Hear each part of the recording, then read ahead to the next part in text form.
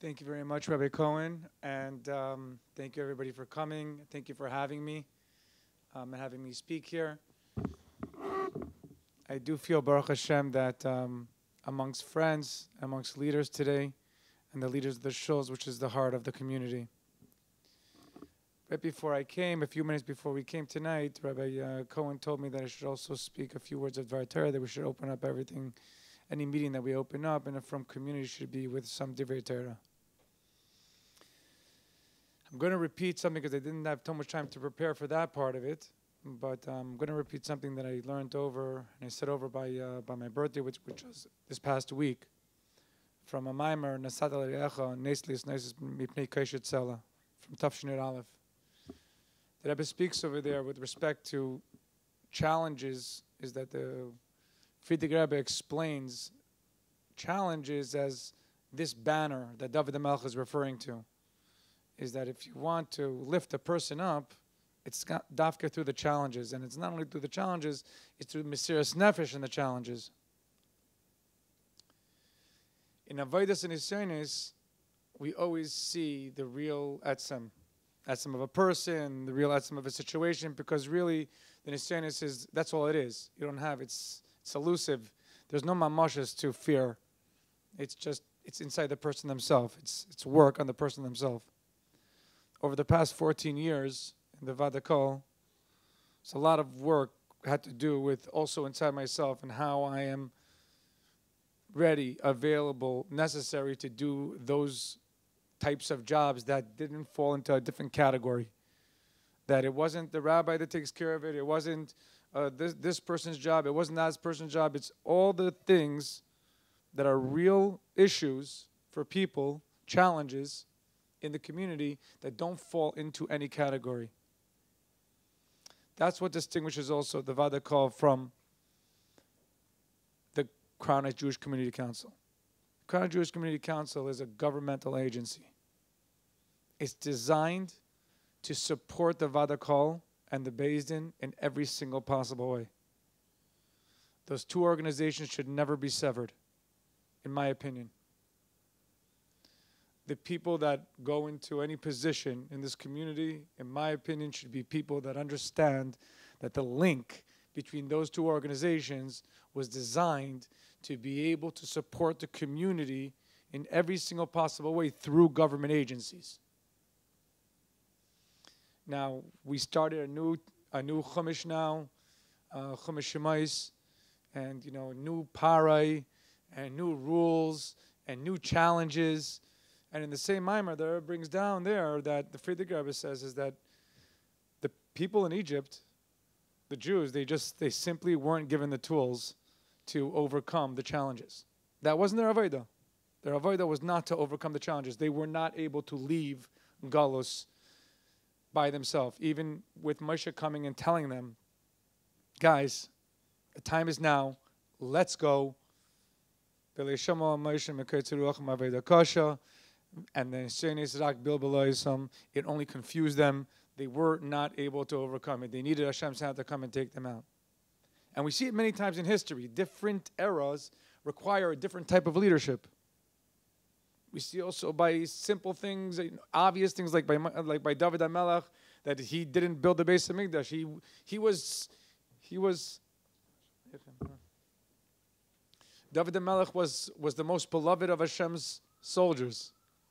But it was a different type of leadership that was required after the wars were over, after the dust settled. So I'm happy that after so many years, I feel like I've grown together with so many people in this community, and I feel like I've grown in front of so many people in this community. Not only my beard physically, but also in wisdom, also in being able to help people, also in learning new ways of how to be humble. And, humility is not really an achievement. It's either, in a position like this, you either learn quickly or it's forced upon you. And that's really, you have a combination of both is a healthy combination.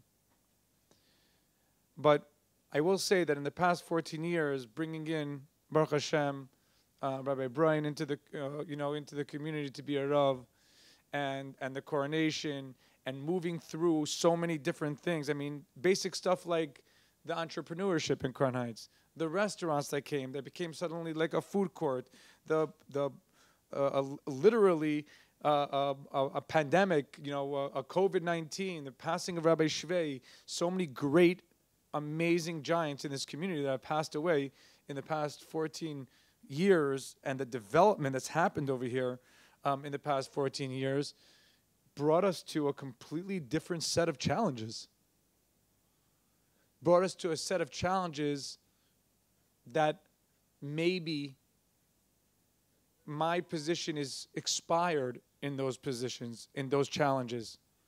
Those types of challenges, and like the Rebbe says in that same mimer, is that those challenges require a koyach atzmi that comes out and is revealed only in Ikvased de Mashiach.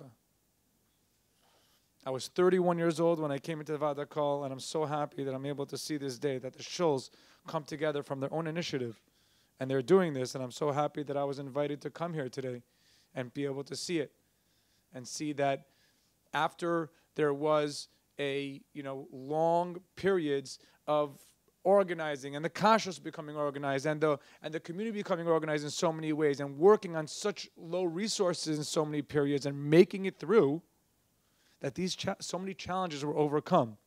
And there's a lot of challenges in front of us. But in every single fight and every single challenge, there was two sides. I always was able to see something different over here in Crown Heights than I saw in any other community. That it was really coming from love for the same purpose and different views about what the Rebbe holds on a certain thing, or what the Rebbe's position is about a certain thing. I never saw, ever, a situation where it's pashut evil, trying to do something bad that they think that they know is wrong, or chas v'shalom, like you see in other places, like wars and two sides of a community about money or things like that. It never happened by us. I also never, ever collected for a project or for a Pesach or for anything like that, and somebody told me, no, I don't want to give, I don't want to contribute. People in this community, charity campaigns and things like that has started in the past 10 years. Unbelievable, the amount of tzedakah that came from people, regular people like us. So I want to thank everybody, especially the heads of the shuls, because that is where it lies. That is where the eyes of the community come through the shuls. The shuls is what keeps us together, what makes us congregate, what makes us as one, what makes us challenge our leadership always. And that's a very important thing. That's a very important tool that we have, is that we challenge our leadership, we hold them to task, keep their feet to the fire, and then solutions are met in that exact way. So my one piece of advice that I can leave you with is that please find a balance between doing it the right way so it stays, and cutting the red tape where you have to, in order to make sure that progress is really made. Because don't be scared to step up. Besides for the people that are running, that are going to run for positions within the Nitsigim, or within the Vada Kol, or within the Gabayim, there's also very, very important positions that should not be overlooked. For example, positions in the committee for the elections. It is the most important committee. It's the first committee that should be made, because without that, you can't move forward. Nothing can move forward.